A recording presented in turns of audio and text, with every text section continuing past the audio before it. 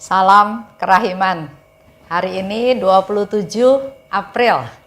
Kita akan baca dari 1361 dan 1489. Kita mulai ya. Dalam nama Bapa dan Putra dan Roh Kudus. Amin. 1361. Keputusan kuatmu untuk menjadi seorang santa sangatlah menyenangkan hatiku. Aku memberkati usaha-usahamu dan akan memberi engkau kesempatan untuk menyucikan diri. Waspadalah agar engkau tidak kehilangan kesempatan yang lewat penyelenggaraanku kutawarkan kepadamu untuk penyucianmu. Kalau engkau tidak berhasil memanfaatkan suatu kesempatan, janganlah gelisah hatimu. Tetapi rendahkanlah dirimu sepenuhnya di hadapanku dan dengan pengharapan yang besar. Benamkanlah dirimu sepenuhnya dalam kerahimanku. Dengan cara ini engkau memperoleh lebih banyak daripada yang hilang daripadamu, sebab kepada jiwa yang rendah hati dianugerahkan lebih banyak rahmat daripada apa yang diminta oleh jiwa itu sendiri. Disambung dengan 1489. Ini tentang percakapan Allah yang Maha Rahim dengan jiwa yang sempurna. Jiwa, Tuhanku dan Guruku, aku ingin berbicara dengan engkau. Yesus, berbicaralah anakku terkasih, sebab aku selalu mendengarkan. Aku menantikan engkau. Apa yang ingin engkau bicarakan? Jiwa, Tuhan, pertama-tama perkenankanlah aku menumpahkan isi hatiku pada kakimu dalam ucapan syukur yang harum atas begitu banyak berkat yang kau limpahkan atasku. Kalaupun aku mau, aku tidak akan mampu menghitungnya.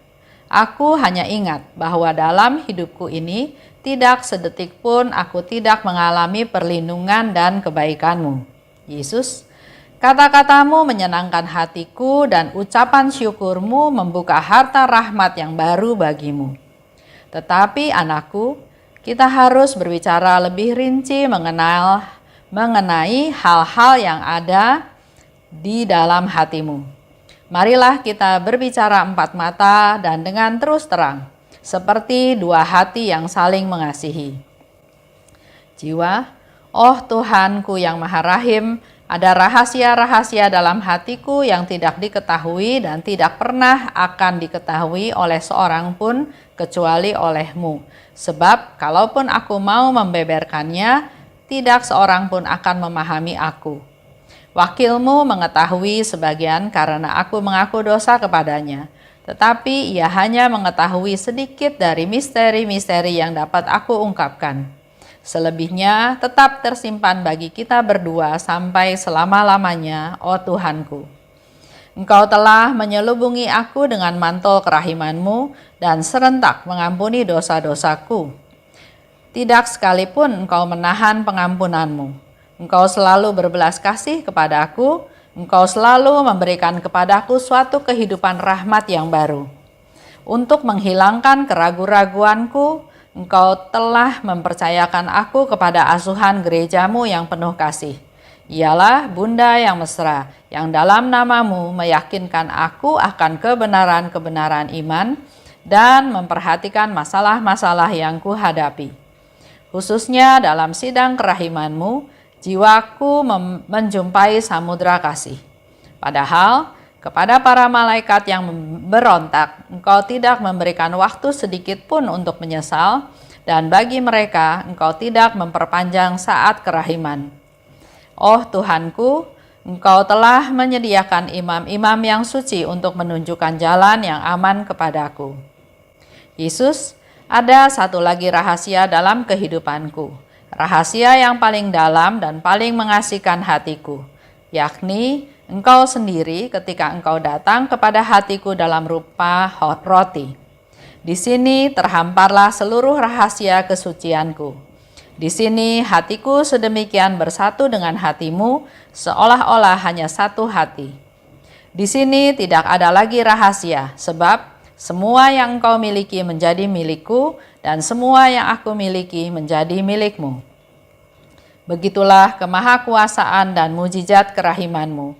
Semua lidah manusia dan lidah malaikat bersama-sama tidak mampu menemukan kata-kata yang memadai untuk mengungkapkan misteri kasih dan kerahiman-Mu ini.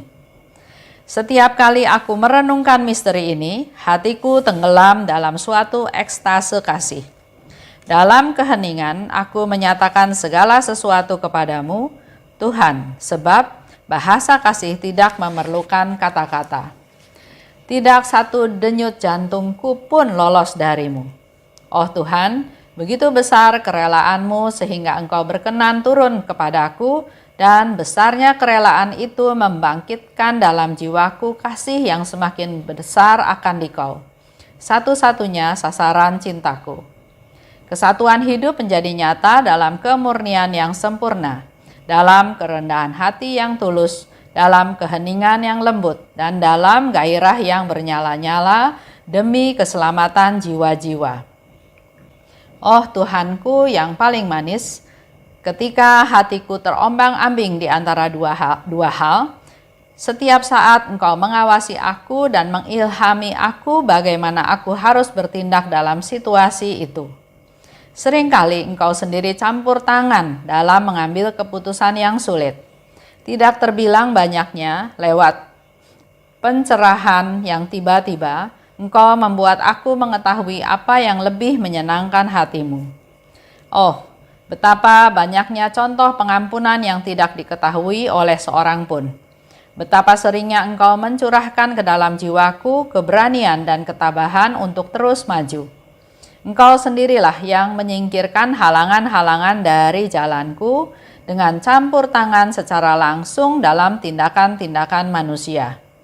Oh Yesus, segala sesuatu yang telah kukatakan kepadamu hanyalah bayangan suram dari apa yang terjadi di dalam hatiku. Oh Yesusku, betapa berkobar-kobarnya keinginanku agar orang-orang berdosa bertobat. Engkau tahu apa yang kulakukan untuk memenangkan mereka bagimu. Setiap pelanggaran terhadap ketetapan-Mu yang menggoreskan luka yang dalam di hatiku. Dalam membela kerajaan-Mu, aku tidak menghemat entah kekuatanku, entah kesehatanku, entah kehidupanku sendiri. Memang usaha-usahaku tetap tidak terlihat di bumi, tetapi semua itu sungguh berharga dalam pandangan-Mu. Oh Yesus, aku ingin membawa jiwa-jiwa ke mata air kerahiman-Mu, agar dengan bejana pengharapan mereka menimba air kehidupan yang menyegarkan. Jiwa yang sungguh merindukan kerahiman Allah, hendaknya menghampiri Allah dengan pengharapan yang lebih besar. Dan kalau pengharapannya akan Allah menjadi tidak terbatas, maka kerahiman Allah kepadanya juga akan menjadi tidak terbatas. Ya Allahku, Engkau mengetahui setiap detak jantungku. Engkau mengetahui betapa besarnya hasratku agar semua hati berdenyut hanya demi Engkau, agar setiap jiwa memuliakan keagungan kerahiman-Mu. Yesus, anakku yang terkasih, kesukaan hatiku, kata-katamu lebih merdu dan lebih menyenangkan hatiku daripada paduan suara para malaikat. Semua harta hatiku terbuka bagimu. Ambillah dari hatiku ini semua yang kau perlukan untuk dirimu sendiri dan untuk seluruh dunia. Demi kasih-Mu, aku membatalkan semua hukuman adil yang mestinya diterima oleh umat manusia. Satu ulah kasih yang murni lebih menyenangkan hatiku daripada 1000 doa yang tidak sempurna.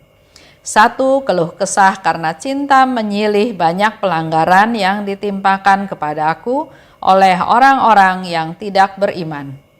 Keutamaan yang paling kecil pun memiliki nilai yang tak terbatas dalam pandanganku karena cintamu yang besar akan daku.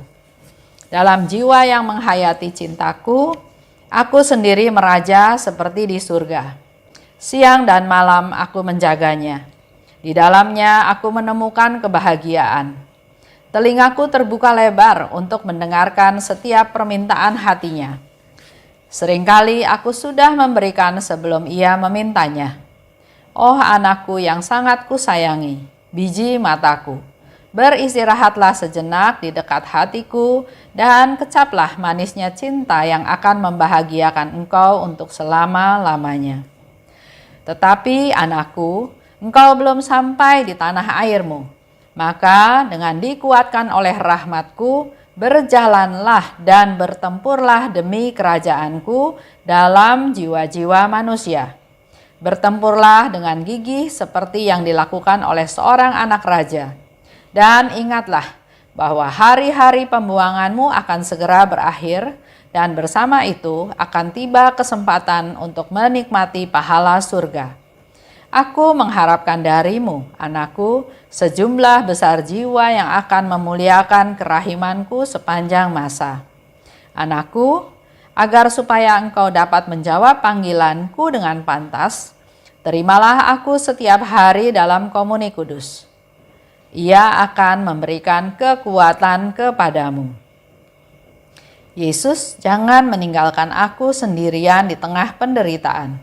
Engkau tahu Tuhan, betapa lemahnya aku ini. Aku adalah suatu jurang yang penuh kejahatan. Aku ini sungguh suatu kehampaan. Karena itu, tidakkah aneh kalau engkau meninggalkan aku sendirian dan aku jatuh? Aku ini seorang bayi ya Tuhan, sehingga tidak dapat mengurus diriku sendiri. Tetapi melampaui segala kesendirian ini aku percaya, dan di tengah semua kegelisahanku aku berharap. Maka aku sepenuhnya diubah menjadi insan yang penuh pengharapan, meskipun seringkali dirundung kegelisahan. Jangan mengurangi satupun dari penderitaan-penderitaanku, tetapi berilah saja aku kekuatan untuk menanggungnya. Berbuatlah terhadap aku menurut apa yang berkenan di hatimu, Tuhan, tetapi berilah aku rahmat agar aku mampu mencintai Engkau dalam setiap kesempatan dan situasi. Tuhan, jangan mengurangi piala kepahitanku, tetapi berilah aku kekuatan agar aku mampu meminumnya sampai tuntas.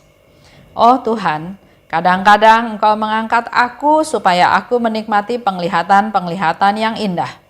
Tetapi kemudian sekali lagi Engkau membenamkan aku ke dalam kegelapan malam dan jurang kehampaan, sehingga jiwaku merasa seolah-olah sendirian di tengah padang gurun. Tetapi di atas semuanya, aku mengandalkan Dikau ya Yesus, karena Engkau tidak berubah. Gairah hatiku berubah-ubah, tetapi Engkau selalu sama, penuh dengan kerahiman. Ya, 1361 itu adalah sebetulnya jawaban Yesus atas doanya Suster Faustina di 1360. Yaitu, Tuhan, Engkau tahu bahwa hanya Engkau yang kuinginkan, dan hanya penggenapan kehendak kudus-Mu yang kudambakan. Dua keinginan dari Suster Faustina, doanya Suster Faustina, yang menjadi fokus Suster Faustina adalah hanya Yesus dan menggenapi, melaksanakan apa yang dikehendaki oleh Tuhan ya untuk dilaksanakan. Itu yang menjadi dambaan dari Suster Faustina, sehingga Yesus katakan di 1361, keputusan kuatmu untuk menjadi seorang santa sangatlah menyenangkan hatiku. Keinginan Suster Faustina untuk menjadi seorang santa menyenangkan hati Tuhan. Bagaimana dengan kita sekarang? Mau jadi orang suci? Mau jadi semakin saleh, semakin setia, semakin taat? Kita semua memang manusia berdosa. Tapi tetap ada kesempatan kepada kita diberikan untuk menjadi orang yang lebih baik setiap harinya. Yaitu dengan cara mari kita terus belajar untuk mengasihi. Artinya kita lakukan apa yang menjadi kehendak Allah. Dengan segala jatuh bangun, dengan segala perjuangan, tapi tetap kita punya niat untuk melakukan kehendak Allah. Dan kedua, jangan mau ditarik dari jalan kebenaran. Ada godaan, ada rayuan, ada tantangan, ada kendala, ada masalah yang sadar nggak sadar menarik kita dari jalan kebenaran. Nanti misalnya ada orang bilang, jangan so suci, lu kan dosa, lu kan banyak dosa, kita semua kan berdosa, gua tahu dosa-dosa lu apa aja, jangan so suci. Nah itu salah satu ya, bujukan menarik kita dari jalan kebenaran. Atau ada juga orang yang kita mau jadi benar, terus kita dimusuhin, dikucilkan sama teman-teman main kita. Ya, nah ini saya mau kasih contoh. Ada seorang ibu, dia punya teman dekat sekali ya, geng dalam arti positif, main bareng, makan bareng, kemana-mana bareng, itu kompak sekali. Nah, mereka dalam kehidupan sehari-hari ya, sering ngumpul, ya makan, ya olahraga, akhirnya ada teman yang nawarin untuk main judi ya. Dari situ terus terjadilah pertemuan-pertemuan dengan adanya perjudian sampai bisa sampai ke luar negeri hanya gara-gara mau main judi. Di pesawat dia main judi bareng-bareng. Di mana-mana dia main judi, tapi bukan judi yang profesional, tapi ya berjudi di dalam kalangannya sendiri ya. Sampai ada seorang ibu yang bahkan melahirkan anak pun setelah keluar dari rumah sakit, berapa hari kemudian dia udah duduk lagi di meja judi. Anaknya dibawa. Nah, hal ini terjadi sampai suatu hari dia merasa ada apa ya? Dia sharing, dia merasa ada satu ajakan untuk ke gereja. Ya, prosesnya panjang ya, tapi di sini saya singkatnya cerita bahwa akhirnya dia mencari Tuhan. Dia punya komitmen enggak mau main judi lagi, dia enggak mau lagi melakukan hal-hal membuang-buang waktu seperti itu ya. Nah, apa yang terjadi?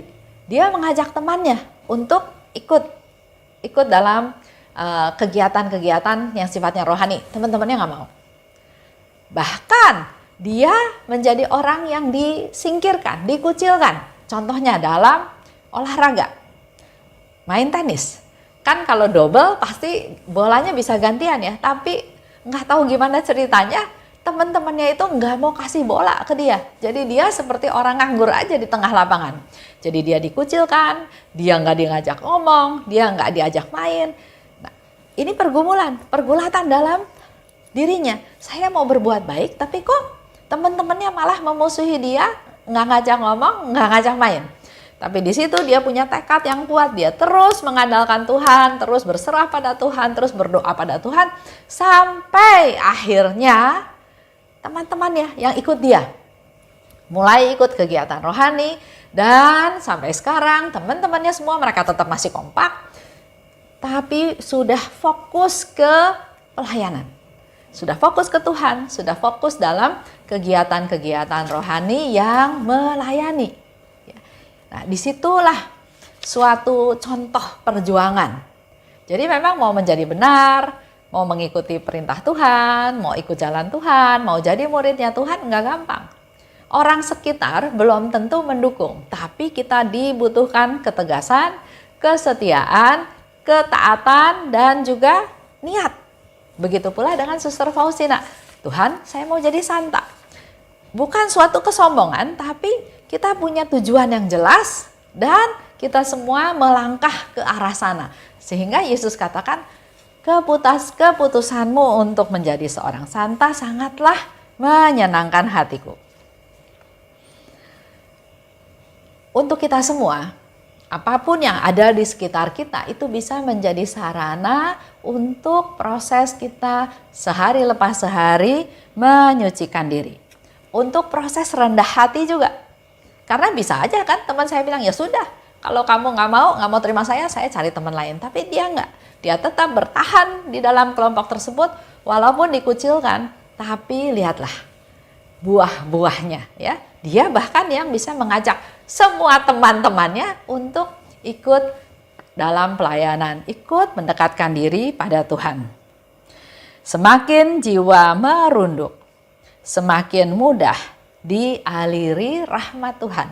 Semakin kita rendah hati, semakin aliran rahmat Tuhan mudah mengalir kepada dia. Tapi kalau dia berontak, Tuhan saya akan niat baik, Tuhan saya akan mau cari engkau, kok nggak ada fasilitasnya, kok nggak ada sarananya, bahkan saya dimusuhin sama semua orang. Nah, itu bukan sifat yang rendah hati. Rendah hati merendah, menerima apa adanya, dan rahmat Tuhan lebih mudah mengalir kepada orang-orang yang rendah hati.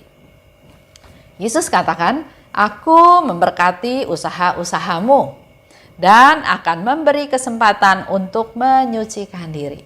Jadi kalau kita punya niat itu baik di mata Tuhan, pasti Tuhan sediakan, pasti Tuhan mampukan kita untuk bisa mencapai hal tersebut.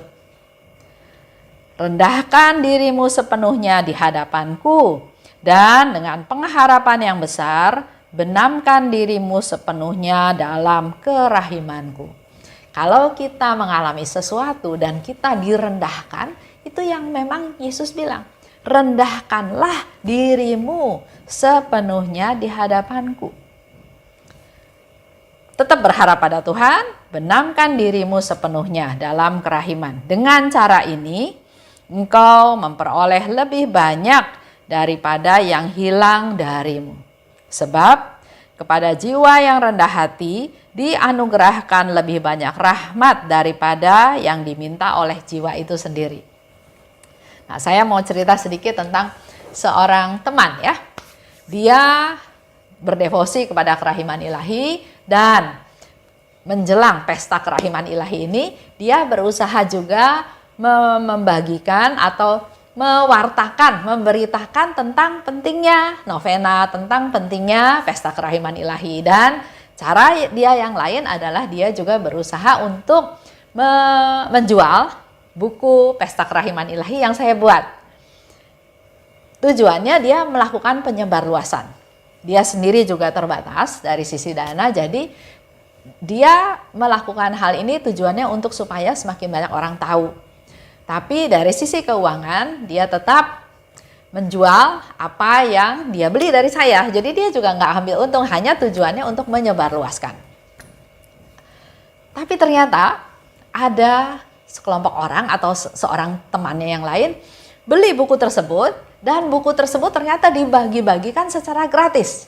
Jadi otomatis ada yang komplain, kenapa kamu jual sedangkan orang lain kok bisa bagi gratis? Nah, di sini menjadi satu bukan kekecewaan ya, tapi maksudnya dia ingin menyebarluaskan, dia keluar tenaga karena dia nggak ambil untung, tapi tujuannya supaya semakin banyak orang tahu tentang novena dan pesta kerahiman. Tapi dia juga nggak bisa menyalahkan teman yang lain yang mungkin dia merasa tergerak untuk membeli dan membagikan, karena itu juga bagian daripada penyebarluasan yang dia lakukan. Jadi saya katakan padanya bahwa ya sudah, teman-teman yang pernah membeli buku dari kamu, tarik lagi aja bukunya, uangnya dikembalikan, nanti bukunya juga kasih saya, nanti saya bayar kembali uang tersebut. Karena yang penting bukan langkah penjualan itu, tapi yang lebih penting adalah hatinya dia. Dia tergerak untuk berbagi, dia tergerak untuk menyebarluaskan dengan kemampuan yang dia punya. Tapi yang dia terima kritik dari orang, merasa orang itu yang beli bukunya itu merasa disalahkan. Saya beli dari kamu padahal dari orang lain gratis ya. Nah, itu saya bilang itu bagian daripada proses kerendahan hati, karena ini bisa terjadi. Tuhan izinkan terjadi dalam aktivitas dia. Yang penting Tuhan tahu apa yang engkau lakukan. Jadi kalau direndahkan, kalau dikritik, kalau merasa tidak nyaman, terima aja, persembahkan pada Tuhan. Karena yang Tuhan mau lihat adalah ketaatan, kesetiaan. Bahkan dari situ kita bisa melihat teman-teman yang beli buku dari dia, apakah belinya murni memang ingin membeli atau dia merasa rugi. Kenapa saya harus beli? Padahal saya bisa dapat gratis. Ini semua urusannya kembali ke pribadi masing-masing. Melalui setiap kejadian kita belajar. Kita belajar, tapi ingat yang Yesus bilang, semakin engkau merendahkan diri, semakin engkau rendah hati, engkau enggak membela diri, engkau menerima saja judgment orang, penghakiman orang, semakin engkau diberkati. Bahkan di sini dikatakan engkau akan memperoleh lebih banyak daripada yang hilang daripadamu. Mungkin dia hilang tenaga ya, hilang waktu karena perlu mewartakan atau menawarkan buku tersebut. Tapi di sini Yesus bilang engkau akan dapat lebih banyak. Karena jiwa yang rendah hati dianugerahkan lebih banyak rahmat daripada yang dia minta. Semoga teman saya ini diberkati Tuhan dengan rahmat yang luar biasa, di mana Tuhan akan menyelesaikan juga segala hal yang dia butuhkan. Rahmat melimpah buat dia, dan jalani ikut Tuhan ini dengan penuh sukacita. Tidak ada manusia yang kaya raya selain kasih yang berbelas kasih. Uang itu apa artinya ya? Tapi dia membeli buku, dia malah protes, dia malah marah, dia nggak melihat sudut pandang yang lain, bahwa saya bersyukur karena saya masih bisa membeli buku ini. Biarlah buku-buku yang gratis itu diterima oleh mereka yang memang ingin tapi tidak bisa membeli.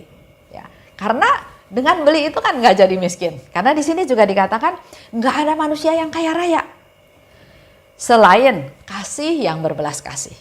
Kita punya motivasi, apalagi sekarang kan.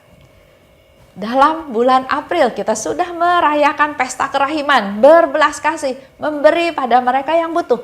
Kalau kita punya, ada baiknya memberi. Nah, begitu banyak sekarang kesempatan buat kita untuk memberi. Teman-teman kita, saudara-saudara kita di NTT mengalami kesusahan, banjir bandang, ya, begitu menderita, rusak ya, mengenai keadaan di sana. Inilah kesempatan kita untuk berbagi, untuk memberi. Begitu banyak tawaran, bisa melalui rekening ini, bisa melalui rekening itu. Mari kita berbagi. Belum lagi ditambah dengan berita ada teman yang kena stroke, ada teman yang bermasalah. Inilah saatnya kita memberi. Jangan berpikir bahwa saya bisa dapat gratis, kenapa saya harus beli. Nah, ini juga menjadi satu permenungan ya buat diri kita masing-masing. Manusia yang mengasihi tidak perlu berbicara banyak. Melakukan saja.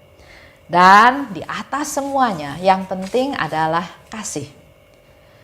Di 1489 itu tentang percakapan Allah yang Maha Rahim dengan jiwa yang sempurna.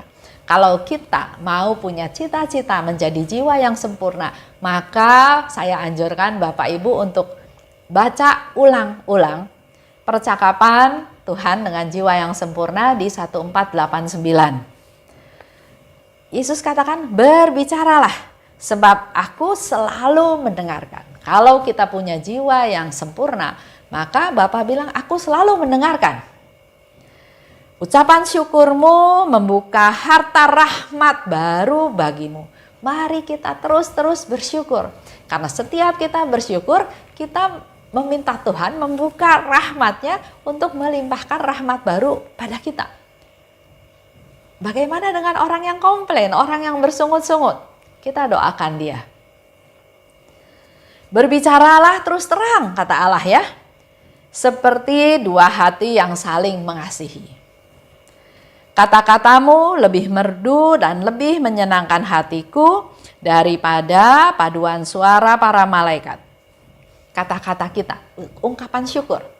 Kalau kita sudah mulai komplain, kita sudah mulai ngomel, sayang kan?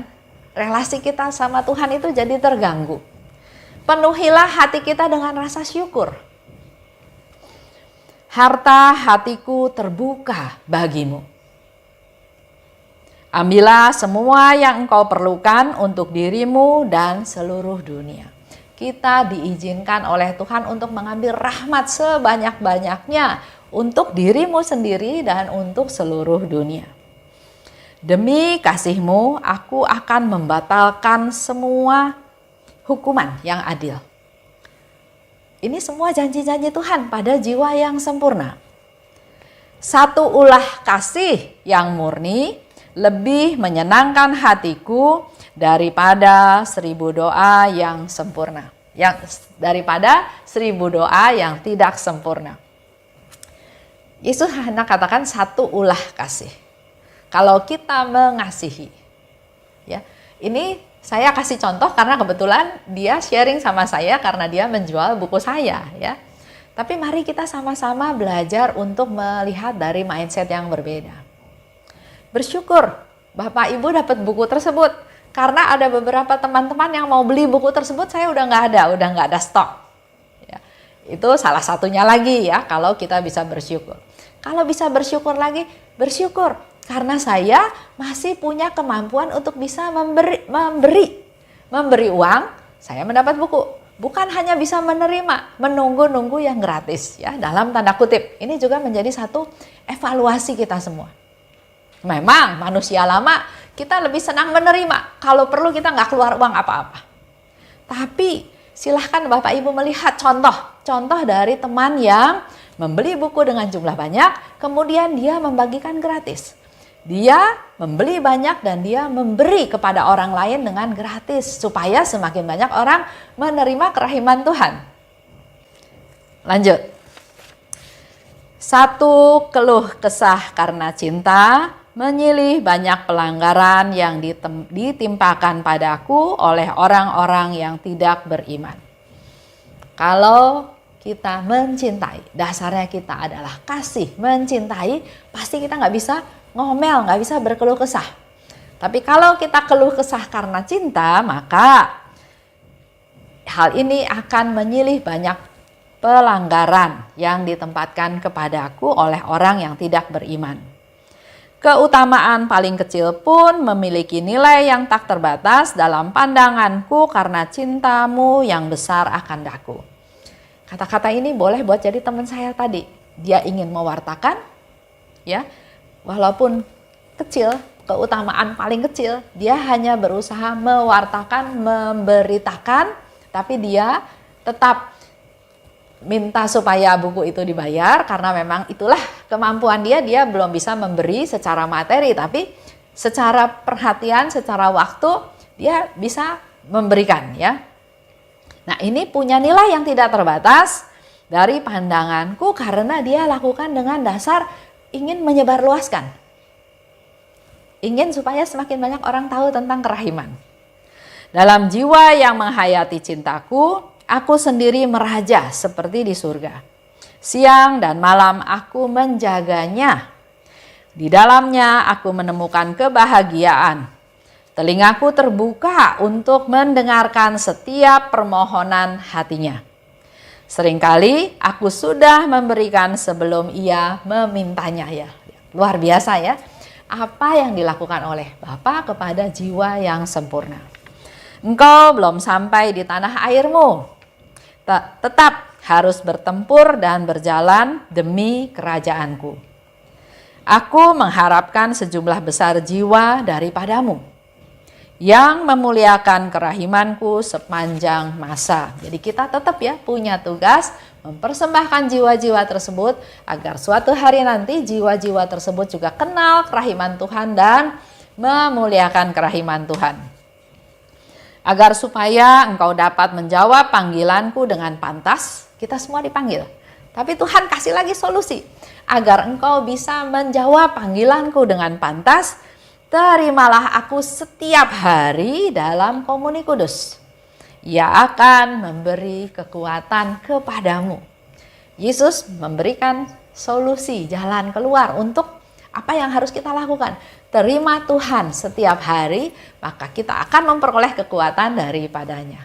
Itu untuk hari ini. Terima kasih atas semua perhatiannya. Salam kerahiman.